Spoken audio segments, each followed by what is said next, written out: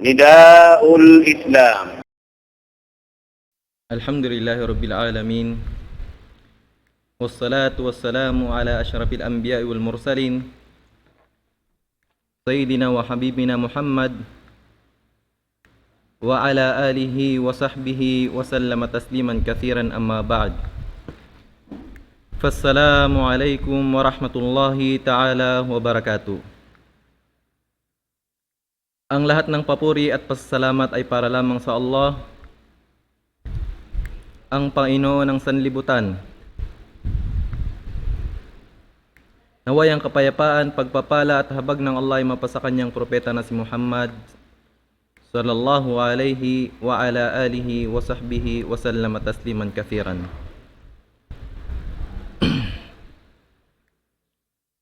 So sa gabing ito ay ninais nating pumili ng paksa na insyaallah ay makakapakinabang ang lahat mula dito. At ito ay ang paksa na hindi natin pinaghirapang ihanda. Bakit natin nasabing hindi pinaghirapang inihanda? Dahil ito ay yung kwento o mga kakataon na nangyari sa ating buhay. Alhamdulillah. Na insyaallah ito ay maging kapakipakinabang at kapupulutan ng aral ng karamihan sa atin insyaallah. So ito ay kung papaano ang aking pagyakap sa pananampalataya at ang pagiging Muslim pagkatapos ng aking pagyakap sa Islam. Alhamdulillahilladzi hadana, at tayo ay nagpapasalamat sa Allah na siyang gumabay sa atin.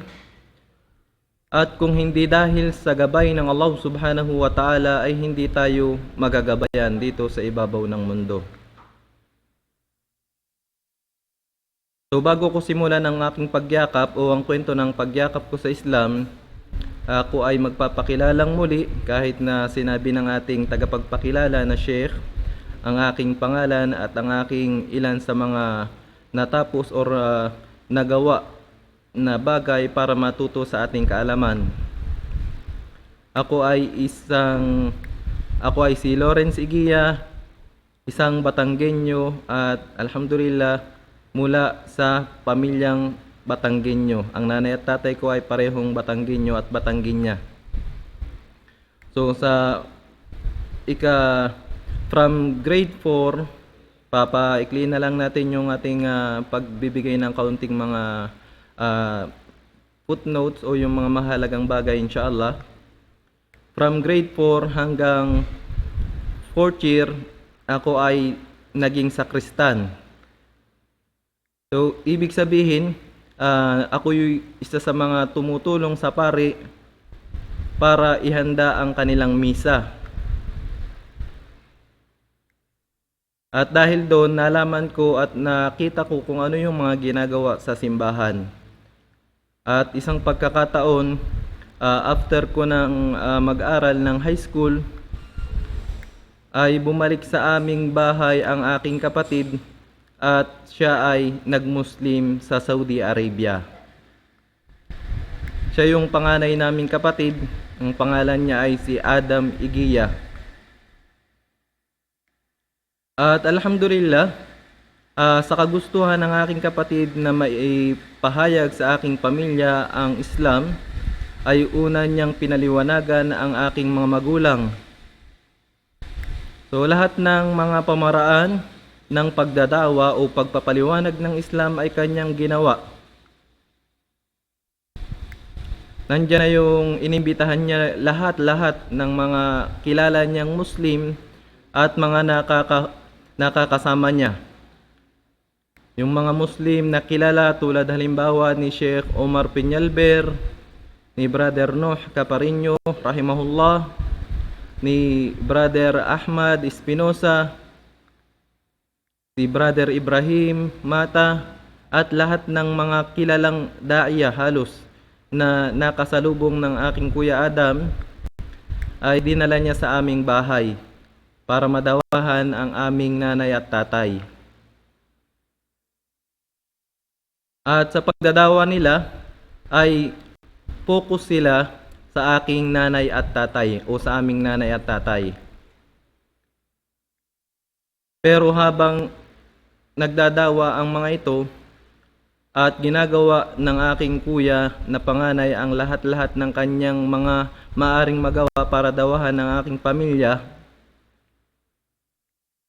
ay halos hindi maintindihan ng aking kapatid na panganay kung bakit parang walang nangyayari sa kanyang pagdadawa.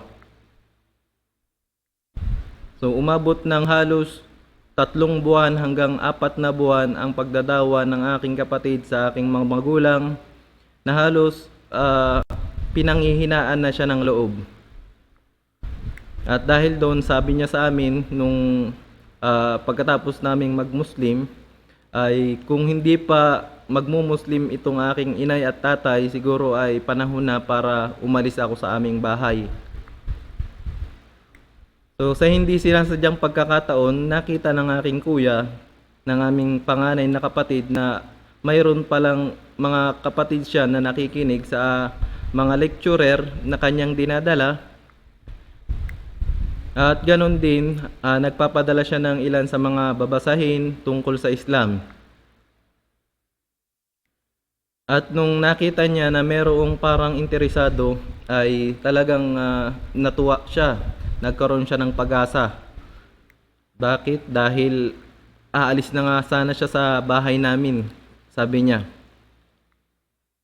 So ang ginawa niya ay unti-unti niya kaming iniisa-isang pagpaliwanagan, kami magkakapatid. Hanggang sa nakita niya na ako at ang aking ama ay madaling yayain. At niyaya niya kami sa masjid. Alhamdulillah. So sa unang pagpunta namin sa masjid, sabi ng kuya ko na panganay ay Omar or Lawrence at tatay, pagpunta natin sa masjid ay sundan nyo lamang ang aming gagawin. So pagpunta namin sa masjid, yun ay araw pala ng Jumu'ah o araw ng Friday. Dahil doon, nagsala kami kasama ng kuya ko ng unang Friday o unang Jumu'ah kahit hindi pa kami Muslim. So kumbaga pinaranas niya sa amin kung papaano o ano ang pakiramdam kapag ikaw ay nakasujud kahit hindi pa kami Muslim. Alhamdulillah. At sinabi namin sa kanya, napakaginhawa ng pakiramdam. So pagkatapos noon ay bumalik ulit kami sa aming bahay na parang walang nangyari. So bumalik ulit kami sa aming tahanan, ikinuwento sa aming nanay at saka sa mga kapatid kung anong mga nangyari doon sa masjid. At pagkatapos noon ay bumalik ulit sa regular na gawain. Pero nung time na yon, unti-unti nang nawawala sa amin ang pagkain ng mga ipinagbabawal na pagkain.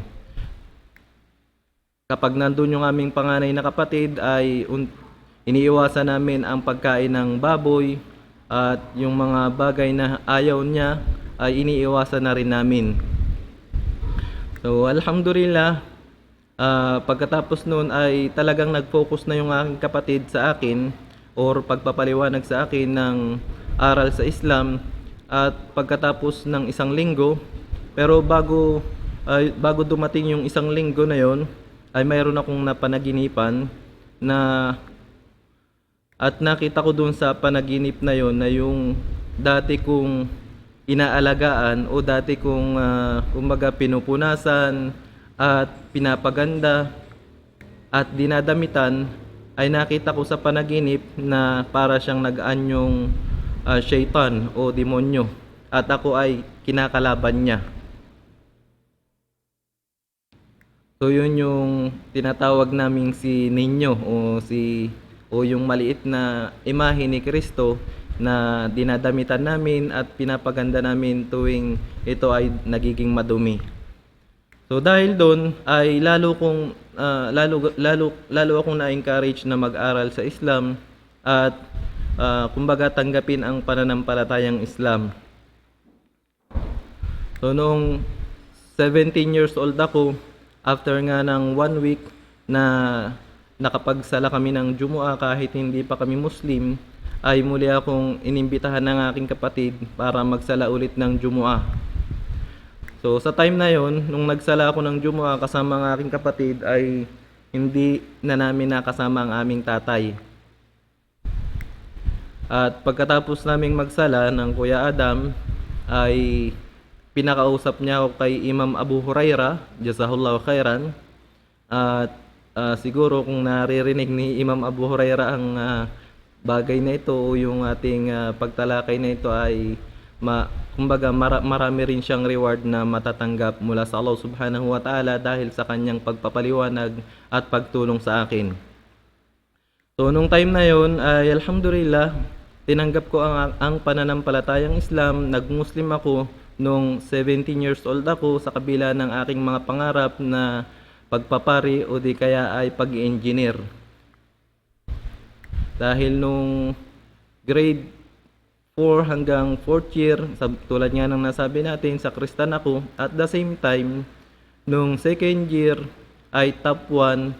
Pagkatapos nung 3rd year ay nawala ako sa top. Hindi ako nakakuha ng top 1 dahil doon nagalit yung aking magulang at ako ay inilipat sa isang Catholic school.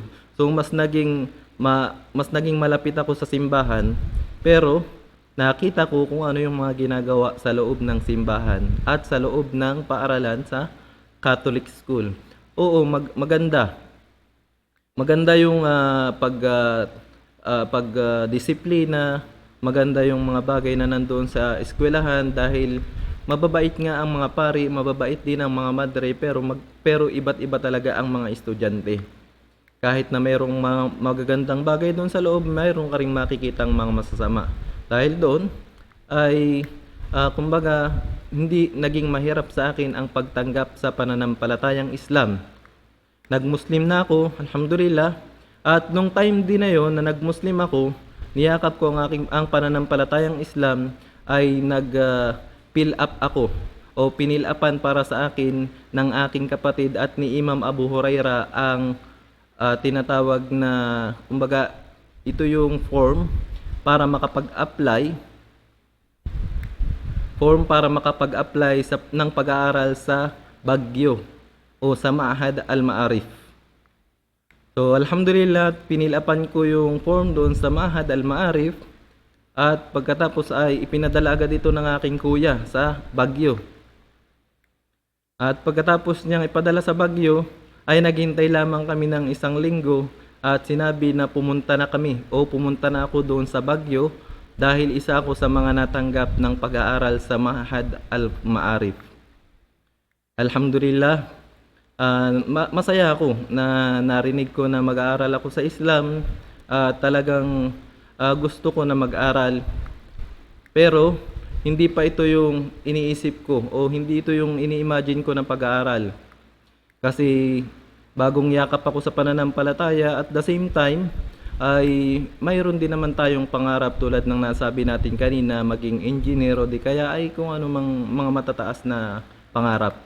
At yun nga ay yung maging pari, alhamdulillah.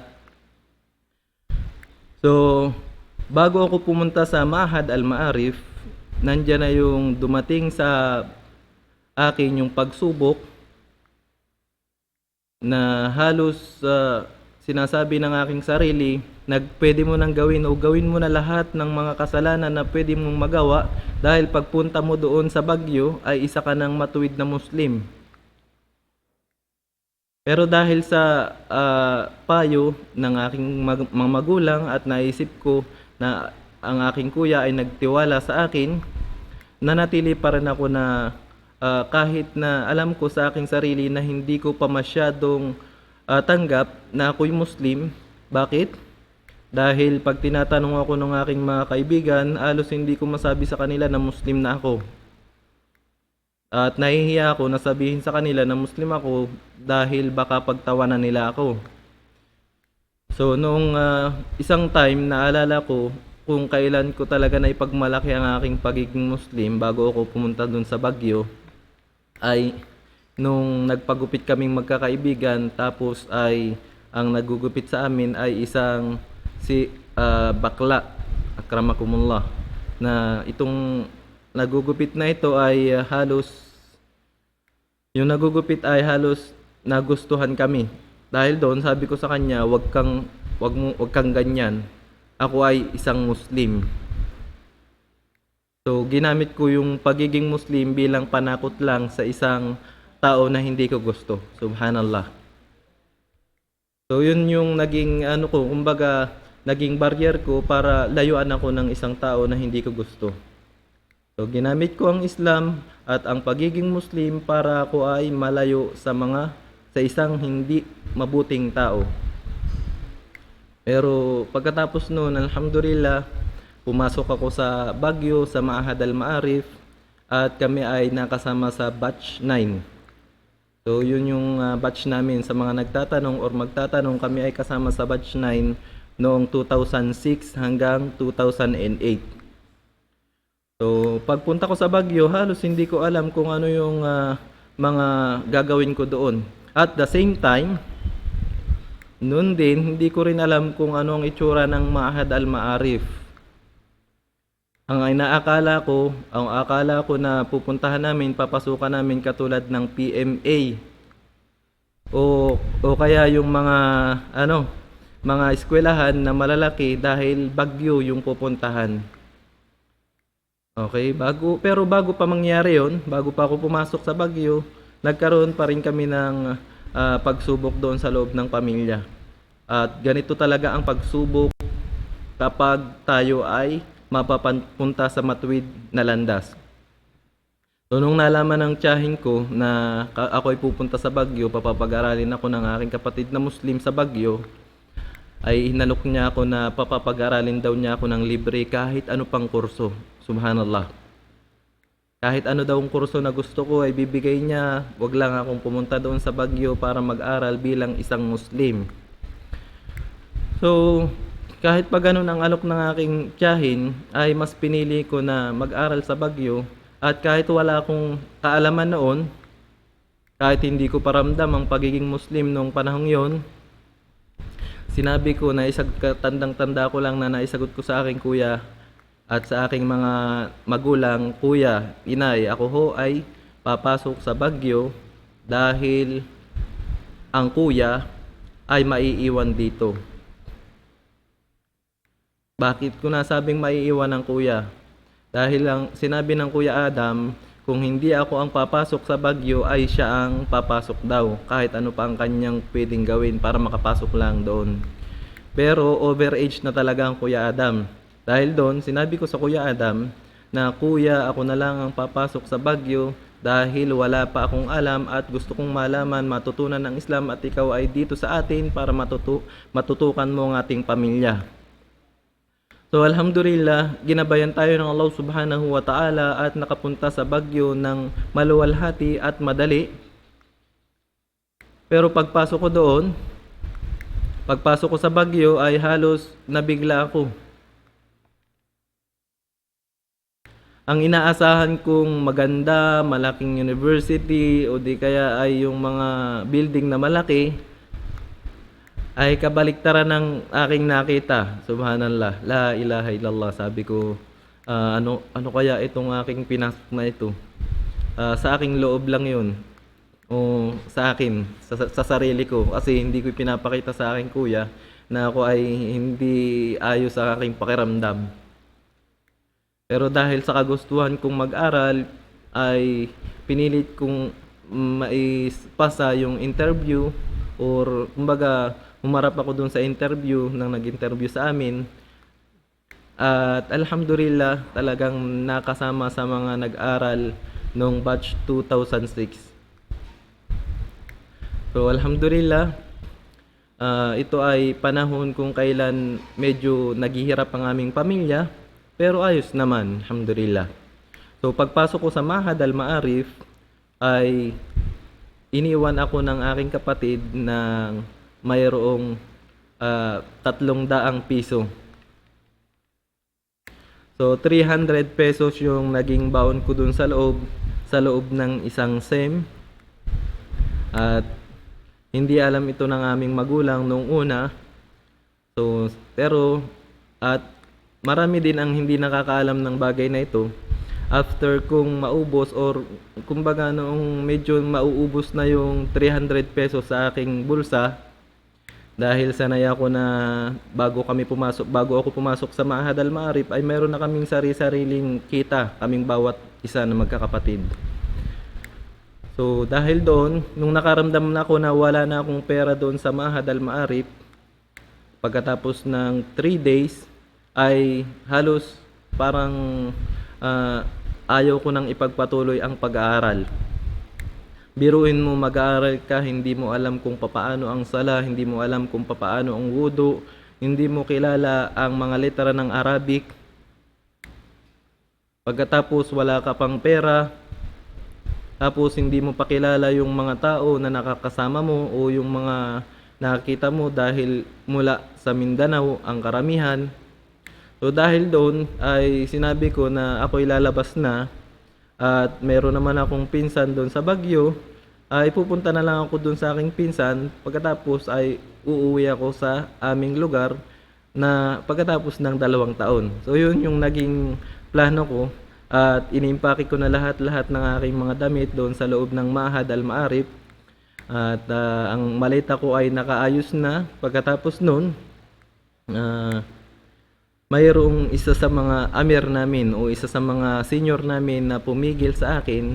Hindi ko makalimutan kasi ang pumigil na ito ay isang malaking lalaki at siya ay kasama namin sa gurpa o kasama namin sa kwarto na talagang hinila niya yung aking bag, yung aking maleta at sinabi niya, "Huwag kang umalis." At sinabi din ng karamihan sa mga balik Islam na mga seniors namin nung nalaman nila na ako ay aalis pagkatapos ng 3 araw na pananatili doon o kulang-kulang mga 5 araw, ay sinabi nila sa akin na itong pananatili mo dito ay biyaya ng Allah Subhanahu wa Ta'ala at ito ay sa iyo ibinigay. Kaya dahil dito, ito ay bigyan mo ng halaga. Ito ay kumbaga tatanungin sa iyo ng Allah Subhanahu wa Ta'ala sa araw ng paghuhukom kung bakit at paano mo ginawa ang mga bagay dito sa loob. Isipin mo, libo-libo o milyong-milyong mga kabataang Muslim ang gustong mag-aral dito sa loob. At sila ay halos pumupunta dito sa Baguio mula sa Mindanao nang nagbabaka sakali na sila ay makakapasok. So ikaw ay nakasama sa mga natanggap at dahil doon ay testingin mo. So sabi sa akin nung senior ko, testingin mo kung makakatagal ka ng 1 linggo, alhamdulillah. At pagkatapos na 1 linggo, testingin mo hanggang makatapos ka ng 1 buwan. Pagkatapos noon, testingin mo hanggang makatapos ka ng 1 SEM. So alhamdulillah at na kumbaga biniyayaan tayo ng Allah Subhanahu wa Ta'ala ng ganitong mga kasama at na pagtanto or nalaman natin sa ating sarili na talagang mabiyaya ang lugar na yun. Kasi kahit wala akong pera nung time na yun at ito yung naging baon ko sa pag-aaral sa Ma'had Al-Ma'arif, na kawalan ay hindi ang kawalan ng pera o ang kawalan ng mga bagay, material na bagay ay hindi hadlang para may pagpatuloy ang pag-aaral. At bagkus ito ay naging isang maganda at biyaya mula sa Allah Subhanahu wa Ta'ala ang kawalan. Bakit? Dahil noon wala akong cellphone, walang pera, wala lahat.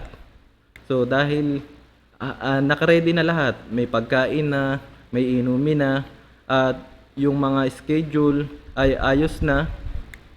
So unti-unti kong ipinokus ang aking sarili sa pag-aaral at alhamdulillah nakapag-aaral kami ng ayos. Nagkaroon ako ng mga kaibigan mula sa Ma'had Al-Ma'arif at nakita ko na napakasarap ng pag-aaral sa pananampalatayang Islam.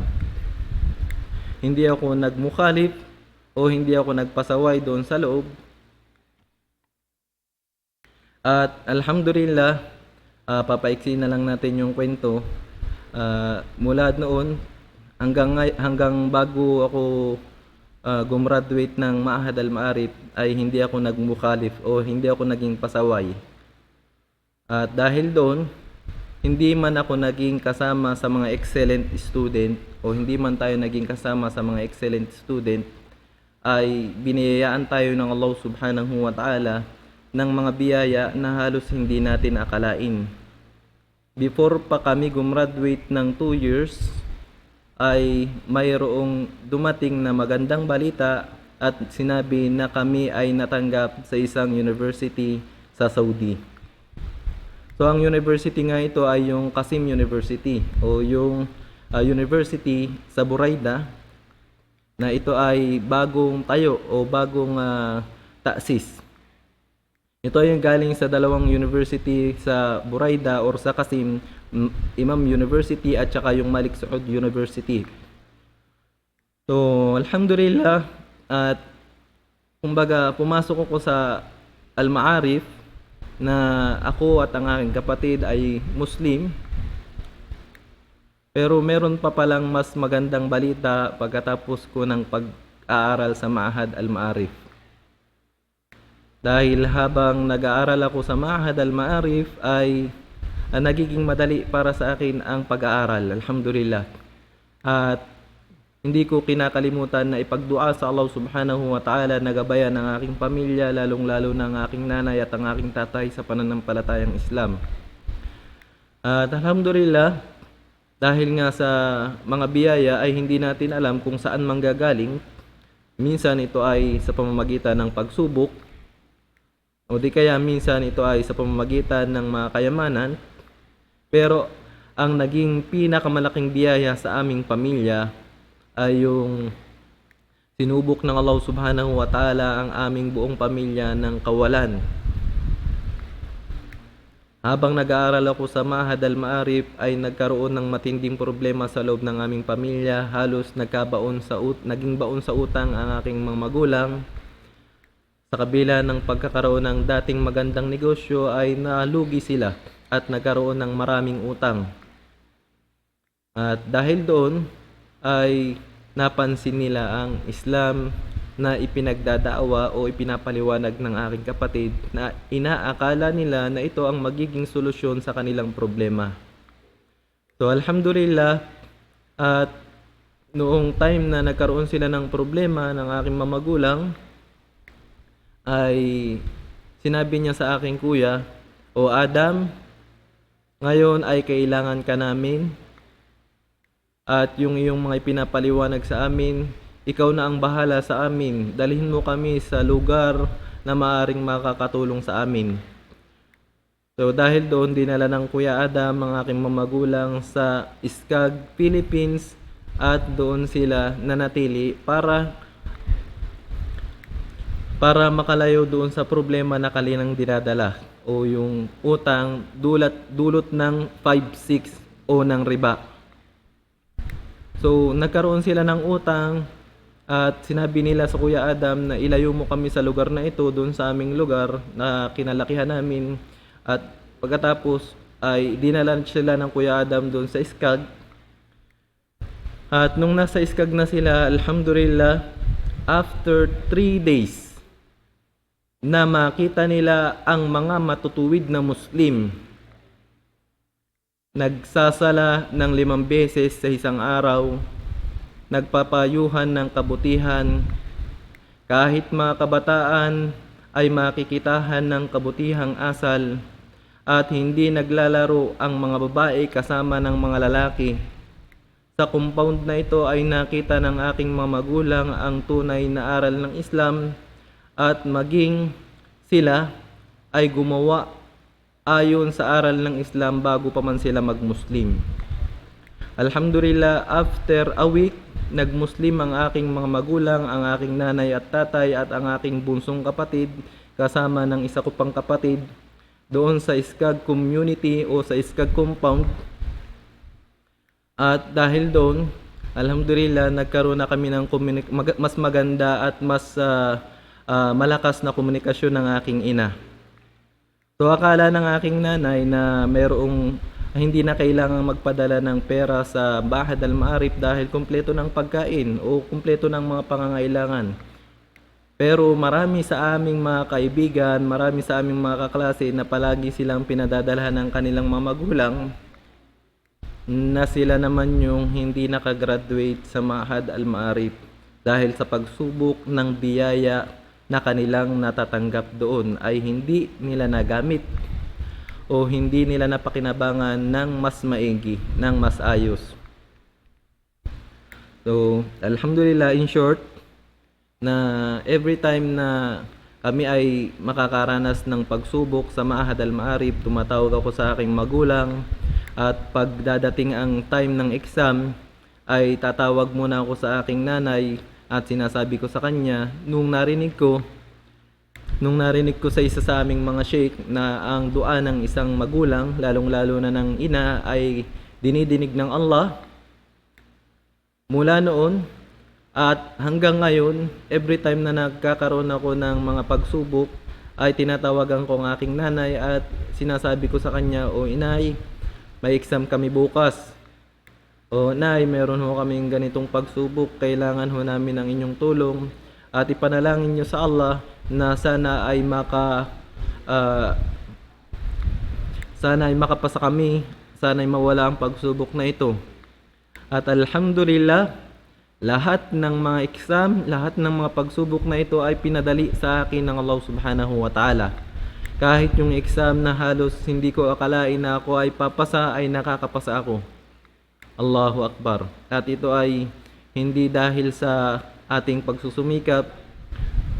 Dahil dito nakita natin at nalaman natin sa aral na yon na hindi lahat o hindi ang ating pagtatagumpay, hindi dahilan ng ating tagumpay ay ang ating katalinuhan o di kaya ay ang ating sipag o di kaya ay ang mga strategy natin. Bagkus isa sa mga pinaka dapat nating hindi kalimutan ay ang ating mga magulang at ang pagiging mabuti sa kanila at the same time ang pagpapaalam sa kanila ng ating mga sitwasyon kahit saan man at anumang lugar tayo mapunta. Alhamdulillah, after 2 years na pag-aaral sa Mahad Al-Maarif, ay bumalik ako sa aming lugar at sa SCAG compound ako tumigil. Alhamdulillah.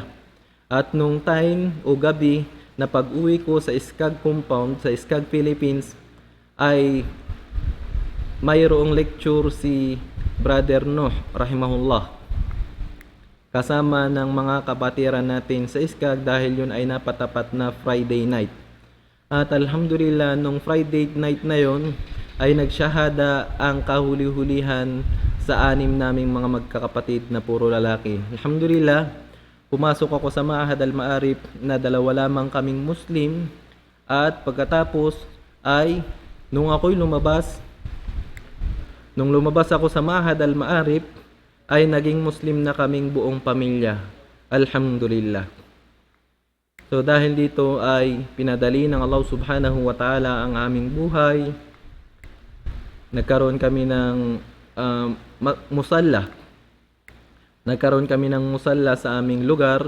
Alhamdulillah, habang nag-aaral ako sa Saudi, ganun din ang nangyari. Ang naakala ng karamihan, basta mag-aaral ka sa Saudi, lalong-lalo na yung mga taga Mindanao, inaakala ng karamihan pag nandun ka sa Saudi ay madali ang buhay. Nag-aaral ka lamang at wala ka nang ibang isipin. Pero yung naranasan namin ay hindi halos subhanallah, la ilaha illallah. Kasi pagpunta namin doon sa Saudi ay halos isa't kalahating taon kami sa isang university na halos hindi kami kilala. Sa Qasim University kami natanggap, pero sa Imam University muna kami nag-aral. At sa loob ng pag-aaral namin sa Imam University ay halos hindi regular ang aming mukafaa o ang aming allowance. Dahil doon ay nahirapan din kami sa pinansyal na pangangailangan. Pero sa halip na ituon namin ang aming isip sa pangangailangang pinansyal, ay alhamdulillah sa gabay at taufik ng Allah subhanahu wa ta'ala ay napagtagumpayan naming lahat, kaming siyam na mga unang batch na natanggap sa Qasim University. Napagtagumpayan namin ang pag-graduate sa Imam University sa Shu'bah o sa preparatory na halos lahat kami ay nakakuha ng excellent grade. So alhamdulillah, ito ay hindi namin sinasabi bilang pagmamalaki kundi bilang pagbibigay ng aral sa atin, unang-una sa aking sarili, na hindi lahat ng sitwasyon ay makukuha natin ang mga bagay na gusto natin. At hindi lahat ng gusto natin ay makakabuti sa atin. Tulad nga ng sinabi ng Allah subhanahu wa ta'ala, wa asa an takrahu shay'a wa huwa khairun lakum wa asa an tuhibbu shay'a wa huwa sharrun lakum wallahu ya'lamu wa antum la ta'lamun. Sinabi ng Allah subhanahu wa ta'ala sa pinakamalapit na kahulugan, at mayroon tayong inaasahan na ito ay hindi mainam o mayroong bagay na ayaw natin mangyari, pero ito pala ay maganda para sa atin. At mayroon din naman tayong gustong bagay na ito ay masama pala para sa atin. Tunay ng Allah subhanahu wa ta'ala ang nakakaalam at hindi natin alam ang mga alam ng Allah subhanahu wa ta'ala. Allahu Akbar mga kapatid. So yun yung mga pagsubok at mga bagay na naranasan natin sa pagtahak ng pagtutuwid or pagiging Muslim. Alhamdulillah. So hindi lamang ito basta-basta na kwento. Bakit? Dahil kahit ako na nagkukwento ngayon, mayroon akong natututunan. Nare-review ko yung aking sarili nung hindi pa ako Muslim hanggang ngayon. At nakita ko na tama ang sinabi ng Allah subhanahu wa ta'ala. Ang sabi niya, qalatil a'rabu amanna qul lam tu'minu walakin qulu aslamna. Sinabi ng Allah subhanahu wa ta'ala na ang mga Arab, ang mga Bedouin ay nagsasabi nung sila ay nag-Muslim na sila ay mu'min na o mananampalataya na. Pero anong sabi ng Allah subhanahu wa ta'ala sa kanila? Anong sagot ng Allah subhanahu wa ta'ala? Qul lam tu'minu. Sabihin nyo na hindi pa kayo naniniwala, hindi pa kayo nagiging mu'min, pero kayo ay nag-Muslim na. Ibig sabihin, isinuko nyo pa lamang ang inyong sarili sa nag-iisang Panginoon, sa Allah subhanahu wa ta'ala. At ganito ang sitwasyon ng karamihan sa mga nagbabalik Islam. Makikita natin ang mga bagong Muslim halos nahihiya, halos hindi niya alam kung papaano magpapakilala bilang Muslim, at kung minsan ay itinatanggi pa niya ang kanyang pagiging Muslim. Nahihirapan siya kasama ang kanyang mga kaibigan, nahihirapan sa pag-aaral ng kanyang pananampalatayang niyakap, at kung minsan ay mayroong malungkot na mga kwento. Yung iba, itinatakwil ng kanyang mga magulang. Siguro, alhamdulillah, ako'y nagpapasalamat sa Allah subhanahu wa ta'ala dahil hindi ganun yung naging kwento natin. Dahil siguro kung tayo yung nangyari sa atin ay hindi natin makakaya. Alhamdulillahilladzi hadana lihada wa ma kunna linahtadiya laula an hadanallah. At talagang tayo nagpapasalamat sa Allah subhanahu wa ta'ala na gumabay sa atin at siya ang maggagabay sa nais niyang gabayan. So mga kapatid, mga magulang sa pananampalataya, na itong bagay na ito, yung kwento natin sa gabing ito ay kumbaga hindi ko ito palaging sinasabi sa karamihan. Bakit? Dahil nahihiya pa rin ako sa aking sarili at sa ating mga kapatid na malaman yung ilan sa mga bagay na ganun. Pero ngayon ay nagkaroon ako ng lakas ng loob para hindi lamang ako ang matuto sa aking karanasan at bagkus kahit yung aking mga kapatid sa pananampalataya, mapabagong Muslim man o mga ipinanganak sa Islam na pamilya o mga Muslim na pamilya, ay makita natin ang aral na ang Islam ay biyaya ng Allah subhanahu wa ta'ala para sa mga mananampalataya na kanyang pinipili. Pinipili ng Allah subhanahu wa ta'ala 10 ng bilyong-bilyong mga tao dito sa ibabaw ng mundo. Itong biyayang ito ay tatanong sa atin ng Allah subhanahu wa ta'ala sa araw ng paghuhukom. Ang ating pagiging Muslim, kung ito ba ay ating sinunod, kung sinunod ba natin ang Allah subhanahu wa ta'ala, o tayo ba ay naging pabaya sa ating pananampalataya. So alhamdulillah, in short, ay pinadali para sa akin ng Allah subhanahu wa ta'ala ang mga bagay na kinakailangan nating malaman tungkol sa ating pananampalataya sa kabila ng aking kabataan na noon ay mas lamang pa sa aking isipan o mas lamang sa akin na isipin yung mga makamundong bagay. Tulad halimbawa ng pagse-celebrate ng kung ano-anong mga celebration. So yan yung nagiging hadlang bakit hindi ko tinatanggap or bakit itinatanggi ko yung Islam. Pero ngayon, alhamdulillah, naging malinaw na sa atin na lahat ng bagay, lahat ng kumbaga tulad nga ng sinabi ni Propeta Muhammad sallallahu alaihi wasallam, innal halala bayyinun wa innal harama bayyinun wa bainahuma umurun mushtabihat. At sinabi rin ni Propeta Muhammad sallallahu alaihi wasallam, inni taraktukum fi mahajjatil bayda layluha kanahariha la yazigu anha illa halik. Sabi ni Propeta Muhammad sallallahu alaihi wasallam, tunay na ang halal para sa atin bilang mga Muslim at ang haram o yung mga bagay na ipinahintulot sa atin ng Allah subhanahu wa ta'ala ay nilinaw na para sa atin. At ang mga ipinagbabawal ay nilinaw na para sa atin. At mayroong mga bagay na mayroong pag-aalinlangan. So, nilinaw ito ni Propeta Muhammad sallallahu alaihi wasallam. At dahil dito, sinabi niya, iniwan niya tayo sa maliwanag na pananampalataya. Makikita natin ang mga gawain sa gabi na kasing liwanag ng gawain sa umaga. Bakit? Dahil lahat halos ng ating mga kailangang matutunan sa ating pananampalataya ay itinuro ni Propeta Muhammad sallallahu alaihi wasallam.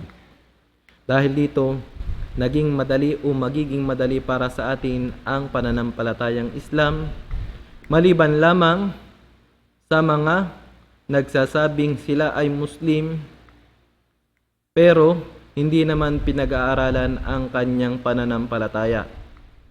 Dahil dito, sa halip na siya ay lumayo sa mga syubha o sa mga pinag-aalinlanganan, ay halos ang kanyang buhay ay umiikot sa mga alinlangan na bagay o sa mga bagay na hindi sigurado. At inilulublob niya ang kanyang sarili sa mga bagay na hindi siya sigurado sa mga ito. Dahil doon, unti-unti siyang sinusubok ng kanyang sariling akala tungkol sa kanyang pananampalataya. So alhamdulillah mga brothers, mga sister, mga kapatid sa pananampalataya, ito ang kwento ng aking pagbabalik at pagpasok sa pananampalatayang Islam.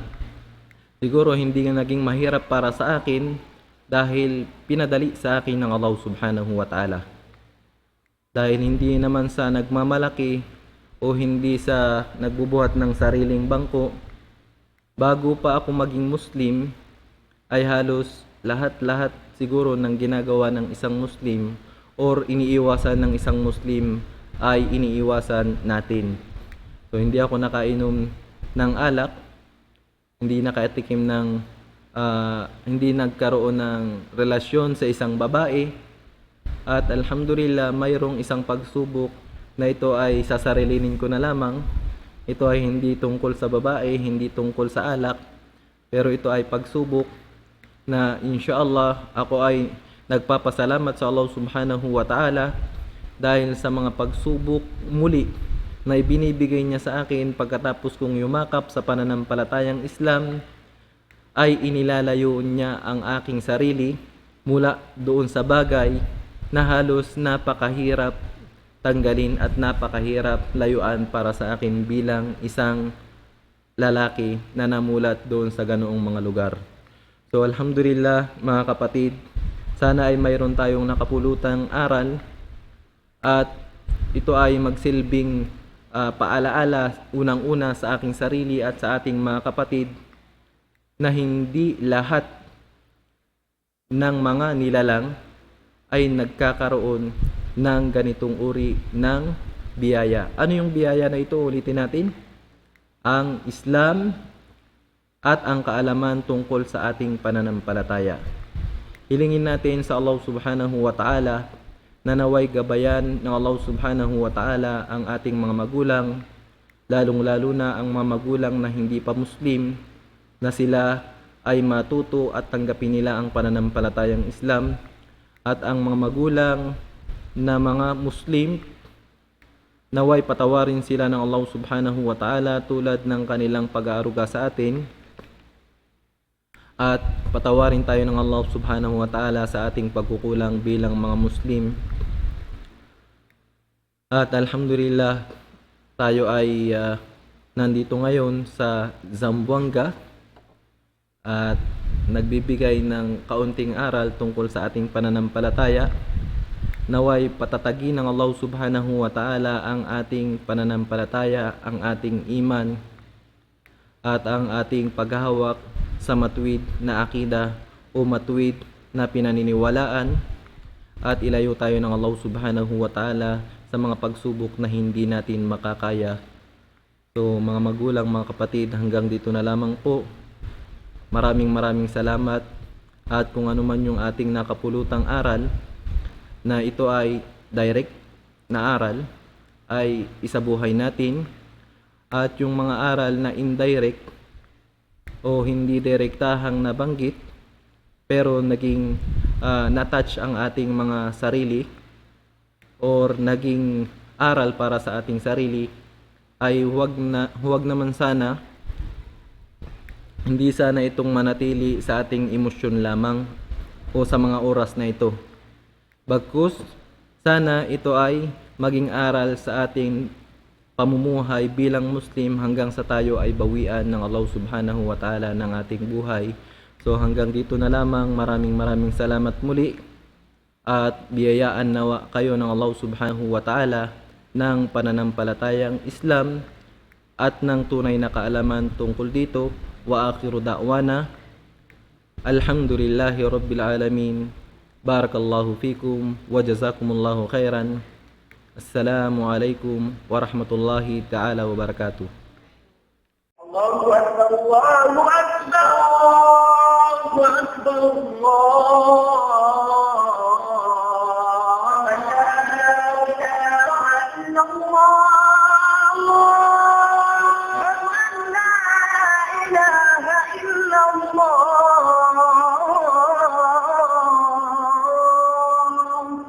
ومن أحسن قولا ممن دعا إلى الله وعمل صالحا وقال إنني من المسلمين.